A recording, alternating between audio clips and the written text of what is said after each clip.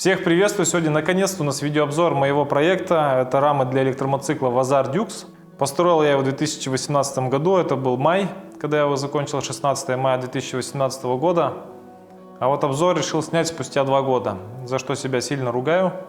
Ну так получилось. Окей. Vazar Dux, да, вообще как появилось название Vazar? Vazar — это я когда-то неправильно услышал название одного из видов черных дыр, это квазар.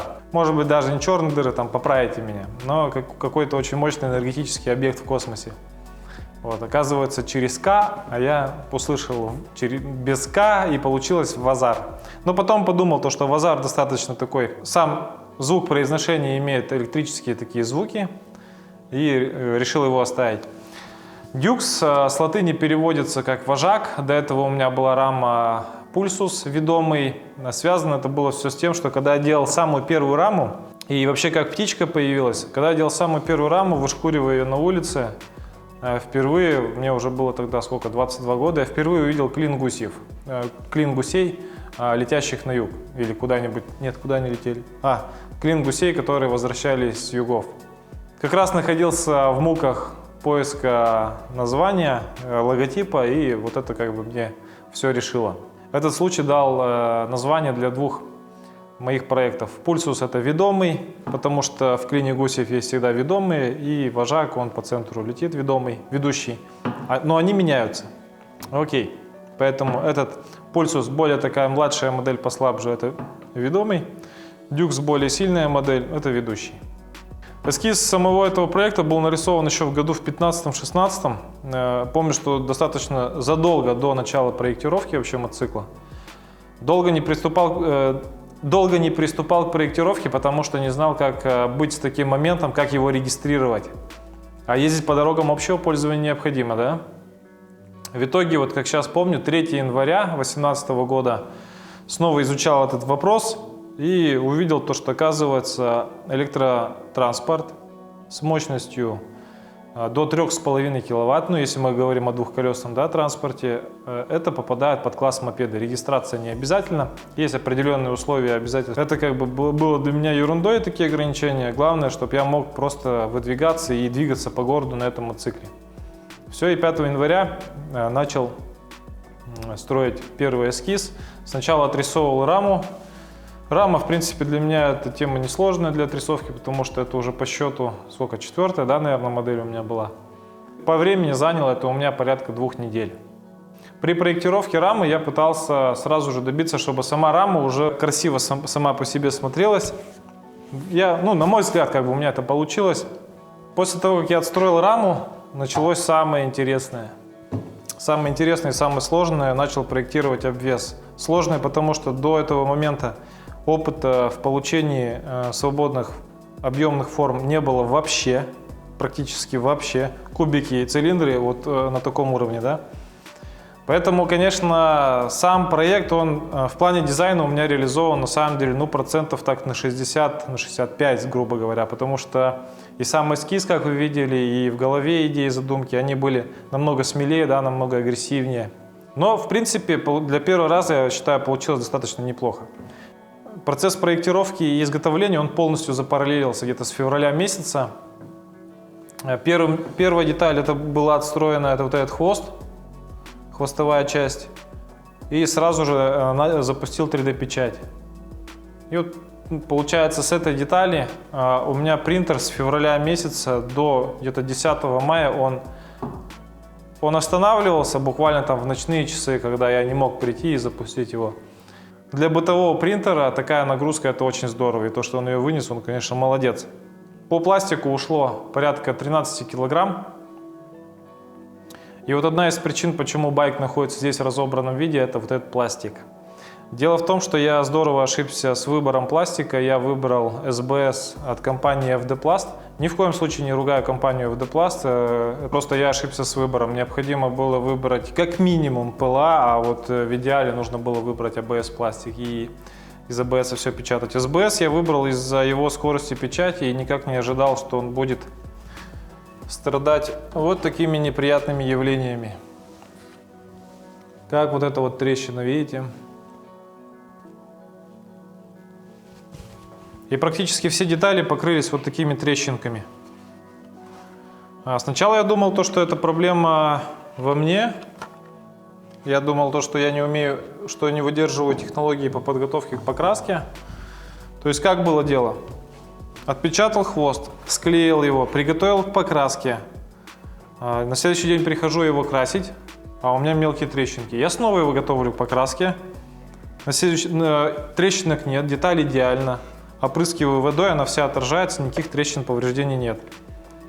Наношу базу, лак, прихожу на следующий день, и у меня опять трещинки. Когда уже нанес базу с лаком, у меня были готовы и напечатаны полностью вот эта деталь и половина вот этой второй детали. То есть, как вы видите, по объему печати уже работа была сделана достаточно большая. И это был все СБС, который дышит как дерево, то есть у которого поведение просто как у дерева, то есть он дышит. Чтобы точно убедиться, что дело не во мне, как в подготовщике к покраске, я вот эту вот именно деталь, которую вам показывал, я ее отдал в специальную мастерскую, в автоателье, где занимаются профессиональной покраской и подготовкой к покраске. Сделали они ее шикарно, но продержался вот этот шикарный эффект всего лишь 2 недели. И вот опять трещины. Здесь вообще здоровая, да, здесь поменьше. Но здесь кругом они, вот здесь вот эти вот морщинки, трещинки. Они все причем продольные, то есть это вот межслойная адгезия, как будто бы слабая. Но тут не только в межслойной адгезии слабость проявилась. В целом этот пластик на объемных деталях, он себя ведет именно так. Что касаемо конструктивной части, ну вот это я считаю уже как бы неспроста, сделал воздухозаборники. Мне они в принципе нравятся, достаточно симпатичные такие получились. Они носят технологический характер, то есть это реально, чтобы продувать и охлаждать батарею, это чтобы продувать и охлаждать контроллер. Здесь имеется такое отверстие выходное, то есть именно чтобы была продувка. То есть мы когда 2 детали совмещаем, вырезал вручную, как-то не очень ровно получилось, а так вообще получается вот такой вот корпус для батареи. Достаточно крупный такой. Это нижняя часть, это у нас отсек для АКБ, верхний участок для установки контроллера, либо еще какой-нибудь другой дополнительной электроники. Емкость очень большая, но вот сейчас не помню. Но у меня здесь свободно помещались 72 вольта 33 ампер-часа. Визуально на глаз по объему занимали чуть-чуть больше половины, процентов 60 пространства. То есть киловатт-часов-то можно было бы побольше по емкости получить, если делать по форме батарею. По наполнению, по начинке, что у меня здесь было, стоял дополнительный аккумулятор на 12 вольт. Не очень люблю преобразователи напряжения. Ну, вот у меня так, как бы я не люблю. Я считаю, что АКБ, которая отвечает за движение, она должна быть отдельной, независимой и отвечать только лишь за движение. Поэтому у меня был отдельный аккумулятор на 12 вольт, отдельное зарядное устройство для него, отдельный индикатор для показа, сколько процентов заряда у него осталось. Значит, по 12 вольтам у нас питание здесь подведено для подсветки глаз. Выглядит просто шикарно, потому что вот эта штука, она достаточно толстая, и получается вот этот свет, он прямо из глубины идет, выглядит просто великолепно. Хвостовая часть, тоже очень красивый свет получился. Специально тоже делал утопление вот этих вот световых элементов, чтобы от стенок отражение света шло. Тоже очень красивый эффект получается. Габаритные огни занимают вот эти вот ячейки. Стоп-сигнальные — это вот эти 2. Поворотники находятся здесь и здесь. На светодиодах Cree, по-моему, да, так называемых, очень ярко, очень красиво все это выглядит.